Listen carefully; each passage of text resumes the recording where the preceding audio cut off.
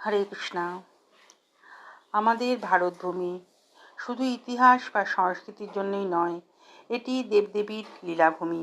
এই ভূমিতে নেমে এসেছে দেবলোকের আশীর্বাদ। পবিত্র নদী গঙ্গা। গঙ্গার জন্মকাহিনী যতই শুনি না কেন, প্রতিবার নতুন ভক্তিভাব জাগে হৃদয়ে। আজকের কাহিনী আমাদের নিয়ে যাবে সেই অলৌকিক মুহূর্তে, যখন ভগবান বামনদেবের পদনখ থেকে জন্ম নিলেন মা গঙ্গা। আর তৃতীয় পদে অসুররাজ বলির মাথার উপর পা রেখে শেখালেন আত্মসমর্পণের শিক্ষা। বলি মহারাজ ছিলেন অসীম দানশীল এবং পরাক্রমশালী। তিনি যজ্ঞ ও তপস্যার দ্বারা স্বর্গ পর্যন্ত জয় করেছিলেন। দেবতারা তাদের অধিকার হারিয়ে ভগবান বিষ্ণুর শরণাপন্ন হলেন। অদিতির গর্ভে জন্ম নিলেন ভগবান বিষ্ণু ক্ষুদ্র ব্রাহ্মণ রূপে। তার হাতে ছাতা ও কমণ্ডল, শান্ত অথচ ঐশ্বর্যময় রূপ। তিনি বলির যজ্ঞসভায় উপস্থিত হলেন। বামনদেব বিনীতভাবে 3 পদ ভূমি চান।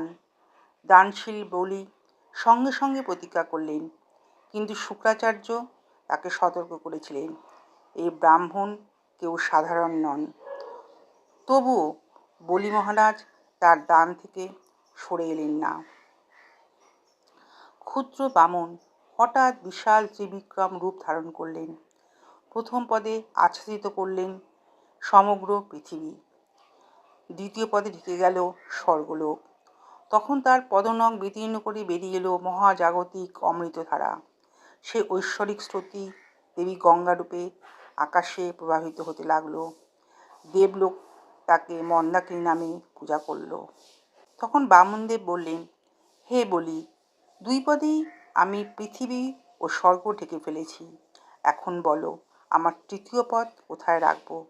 অসুররাজ বালি বুঝলেন ভগবানের কাছে তার আর কিছুই অবশিষ্ট নেই।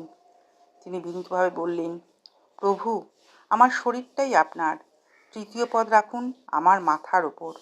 বামনদেব তার পদ বলির মাথায় স্থাপন করলেন। বলি পাতাল লোকে প্রেরিত হলেও ভক্তি ও সত্যনিষ্ঠার কারণে ভগবান তাকে আশীর্বাদ করলেন। পদনখ থেকে উচ্চারিত সেই ধারা প্রথমে রইল স্বর্গে। পরে মহর্ষি ভগীরথের তপস্যায় তিনি পৃথিবীতে অবতীর্ণ হলেন। তাই তাকে বলা হয় বিষ্ণু পদোদ্ভূতা গঙ্গা। ভগবান বিষ্ণুর পদনখ থেকে উদ্ভূত। গঙ্গাজল স্পর্শ করলে পাপ ধুয়ে যায়, আত্মা মুক্তির পথে এগিয়ে যায়। এই কাহিনী আমাদের শেখায় ভগবানের কৃপা সীমাহীন।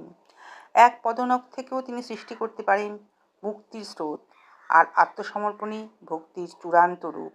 যেমন বলি মহারাজ তার তৃতীয় পদে নিজের মাথা সমর্পণ করেছিলেন। মা গঙ্গা আজও সেই ভক্তির সাক্ষী হয়ে প্রবাহিত। কোটি কোটি মানুষের হৃদয়ে জাগিয়ে তুলছেন পবিত্রতা ও মুক্তির আকাঙ্ক্ষা।